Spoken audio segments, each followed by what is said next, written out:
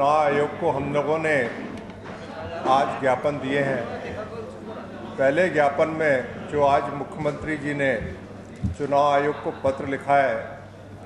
3 collector सहित जो 7 IAS अधिकारियों के ट्रांसफ़र हुए हैं, शिकायतों के आधार पर जांच करने के बाद चुनाव आयोग ने किए हैं, उस मामले में ऐतराज़ किया है। मुख्यमंत्री चाहते हैं कि बाकी के कलेक्टर के ऊपर भी दबाव बनाकर उनसे भारतीय जनता पार्टी के पक्ष में काम करवाया जाए, जिससे उनके ऊपर कोई आंच ना आ सके। इसलिए उन्होंने चुनाव आयोग को पत्र लिखा है। हमने चुनाव आयोग से निवेदन किया है कि मुख्यमंत्री को तत्काल बर्खास्त किया जाए, क्योंकि चुनाव के समय मुख्यमंत्री एक्टिंग चीफ मिनिस्टर रहता है, प्रशासन का काम सारा का सारा चीफ सेक्रेटरी करते हैं। दूसरा, छिंदवाड़ा के अंदर वहाँ कलेक्टर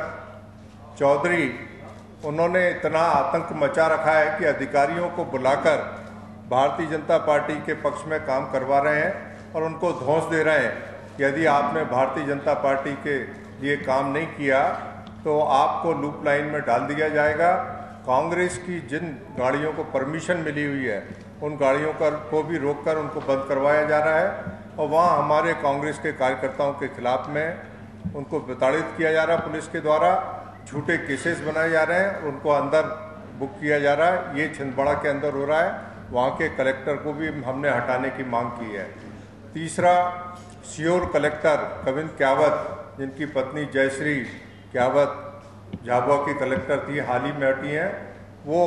उन्होंने वहाँ पर सारी जितनी वसूली थी सीहोर के अंदर, सीहोर जिले में सारी की सारी स्थगित कर दी है, जबकि पूरे मध्य प्रदेश के अंदर स्थगित नहीं की गई है। चुनाव में फ़ायदा लेने के लिए इस तरीके का कैद उनसे करवाया गया है। इस कलेक्टर को भी वहाँ से हटाया जाए, ये हमने शिकायतें की हैं। जैसा कि मध्य प्रदेश विधानसभा चुनाव के संबंध में इलेक्ट्रॉनिक वोटिंग को लेकर जो भ्रांतियाँ हुई थी और बहुत सी घटनाएँ सच भी हुई थी कि हाथ के पंजे का बटन दबाने पर कमल के फूल की लाइट जलती थी, वोट वहाँ जाता था। हमने कई शिकायतें की, निराकरण नहीं हो सके थे और उसकी आज तक जानकारी नहीं हुई कि उनका आखिर निर्णय क्या होगा। अभी आज समाचार पत्रों में मिला है पढ़ने के लिए कि आसाम, गुवाहाटी वगैरह में जो मशीनों की मॉक ड्रिल हो रही है, उसमें भी स्थिति यही है कि हाथ के पंजे का बटन दबाने पर बीजेपी के लाइट जलती है। तो ये बहुत बड़ा मुद्दा है। इसको हमने आज चुनाव आयोग से मांग की है कि उसका स्पष्टीकरण करें और लोकसभा चुनाव में इस तरह की दोबारा धांधली न हो जाए। इसलिए जरूरी है कम से कम 10-15% मशीनों का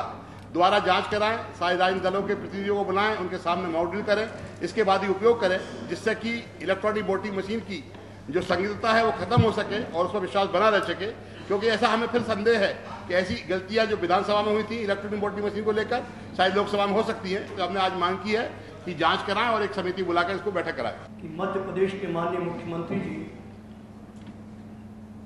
किसानों को लेकर कितना झूठ बोलते हैं, उसका मैं प्रमाण सहित आपको आरोप लगाना चाहूँगा कि किसानों की जो ओलावृष्टि हुई है किसानों पर, उससे अभी मध्य प्रदेश का किसान उभर नहीं पाया है।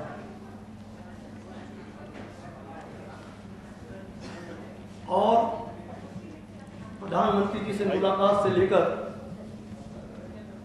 किसानों को आ रही कठिनाइयों को लेकर माननीय मुख्यमंत्री जी ने एक बार नहीं अनेकों बार कहा है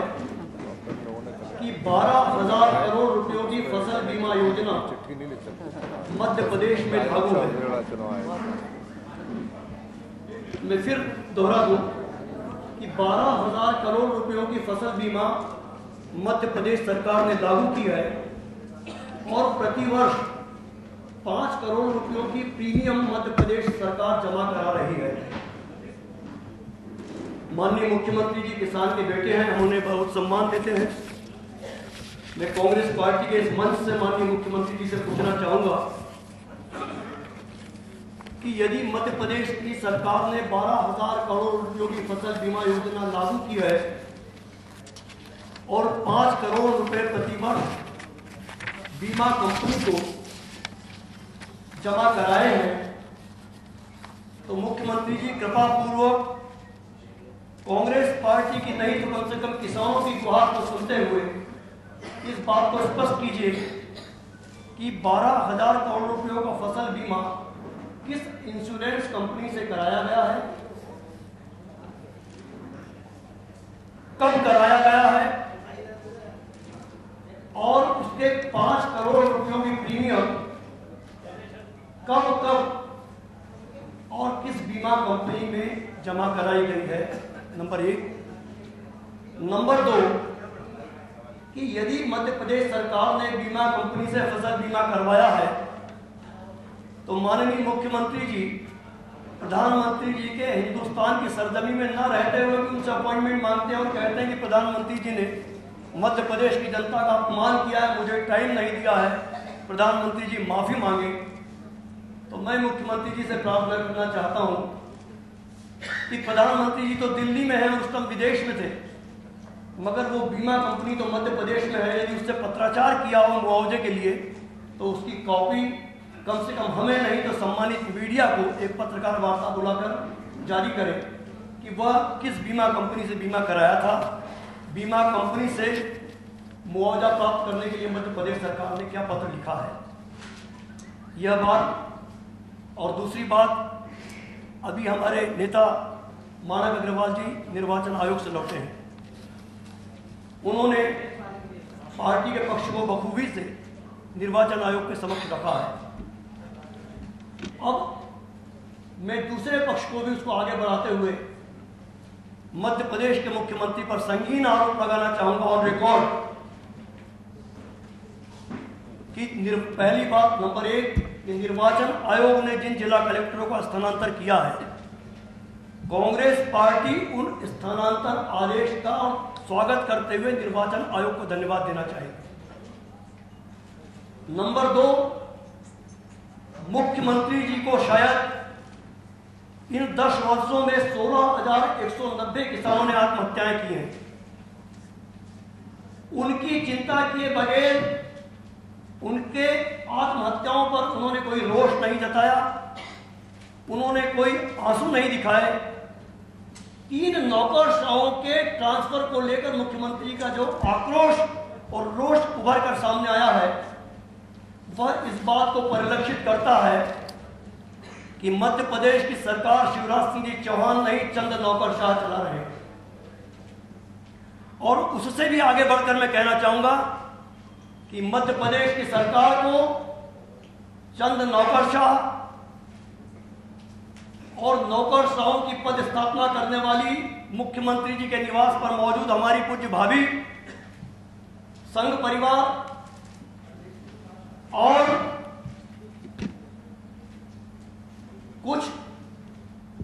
दलाल और चापलूस किस्म के लोग, जिसमें दिलीप सूर्यवंशी और सुधीर शर्मा शामिल है, वो लोग चला रहे हैं। और सरकार ने, मुख्यमंत्री जी के पत्र ने यह साबित कर दिया है कि मध्य प्रदेश की सरकार नौकरशाहों के समक्ष आत्मसमर्पण कर चुकी है। विडंबना है कि विधानसभा चुनाव के दौरान इसी चुनाव आयोग ने कांग्रेस की शिकायत पर उज्जैन के संभागायुक्त श्री अरुण पांडे का इसलिए स्थानांतर पहला आदेश निकालकर किया था कि वो मध्य प्रदेश के काबीना मंत्री के रिश्तेदार हैं। उस शिकायत को सही पाते हुए निर्वाचन आयोग ने संज्ञान लिया था, मगर मुख्यमंत्री जी पूरी सरकार का समर्पण उन नौकरशाहों के समक्ष किस ढंग से किए हुए हैं कि उसका प्रमाण कि जब तीसरी पारी खेलते हुए माननीय मुख्यमंत्री जी ने शपथ ली तो पहला प्रशासनिक आदेश यदि मध्य प्रदेश में निकला है तो उन्हीं अरुण पांडे जी को चुनाव के तत्काल बाद वापस उज्जैन का संभागायुक्त बना दिया है। मैं निर्वाचन आयोग से प्रार्थना करना चाहूंगा कि जिन संभागायुक्त को विधानसभा के चुनाव के दौरान आपने मंत्री के रिश्तेदार होने के नाते हटाया था और इसलिए हटाया था कि वो भारतीय जनता पार्टी के पक्ष में काम करेंगे, तो आज पार्लियामेंट के चुनाव के दौरान भी वही अरुण पांडे उज्जैन के संभागायुक्त हैं, उन्हें तत्काल प्रभाव से हटाया जाए। चूंकि निर्वाचन आयोग को मुख्यमंत्री जी ने सीधी चुनौती दी है। उसी प्रकार कलेक्टर भोपाल निशांत बरवड़े, जिनके अधिसूचना जारी होने के बाद, जिला निर्वाचन अधिकारी घोषित होने के बाद भारतीय जनता पार्टी के धरने में 2.25 लाख रुपए की चंदा वसूली भाजपा के नाम लिखे हुए डब्बों से की गई थी और वो चंदा वसूली जनता के नाम पर की गई थी। मगर निशांत बरबड़े को आज तक निर्वाचन आयोग नहीं हटा पाया है और सरकार उनको बचाने की कोशिश कर रही है। तो मैं निर्वाचन आयोग से प्रार्थना करना चाहूंगा कि आदर्श आचार संहिता का पालन करवाएं और निशांत बरबड़े को भी उनकी फाइल को रीओपन करें जिसमें उन्हें क्लीन चिट दी गई है, क्योंकि इस बात के स्पष्ट प्रमाण है कि निशांत बरबड़े की मौजूदगी में भारतीय जनता पार्टी के लोगों ने चंदा इकट्ठा किया है, जो संवैधानिक मर्यादाओं के विपरीत है और आदर्श आचार संहिता के खिलाफ है। और इस मुद्दे को लेकर, चुनाव आयोग के मुद्दे को लेकर भारतीय जनता पार्टी का दोहरा चरित्र सामने आया है। कल जब कांग्रेस पार्टी के राष्ट्रीय महासचिव और नरेंद्र मोदी के खिलाफ उम्मीदवार मधुसूदन मिस्त्री जी के खिलाफ कार्रवाई हुई, उन्हें गिरफ्तार किया गया, तो पूरे देश ने देखा है कि भारतीय जनता पार्टी के शीर्ष नेतृत्व में दिल्ली से कांग्रेस को ललकारा और हमें समझाइश दी गई है भाजपा के नेताओं द्वारा कि कांग्रेस पार्टी यह भूल बैठी है कि आचार संहिता की घोषणा होने के बाद प्रशासन आयोग के नियंत्रण में आ जाता है। आज समाचार पत्रों में छपा है। तो गुजरात के मुद्दे पर भारतीय जनता पार्टी हमें सिखा रही है कि निर्वाचन आयोग के अंडर में जिला प्रशासन है और मध्य प्रदेश के मुख्यमंत्री जी अपने शीर्ष नेताओं को ललकारते हुए निर्वाचन आयोग को ललकार रहे हैं कि निर्वाचन आयोग को अधिकार नहीं है कि आप कलेक्टरों को ट्रांसफर कर दें। तो यह दोहरा चरित्र क्यों? मुख्यमंत्री जी को सार्वजनिक तौर पर माफी मांगना चाहिए और जो हमारे नेता मानक अग्रवाल जी ने किया है, मुख्यमंत्री जी को राष्ट्रपति जी द्वारा संवैधानिक मर्यादाओं का आदर करते हुए तत्काल प्रभाव से बर्खास्त करना चाहिए।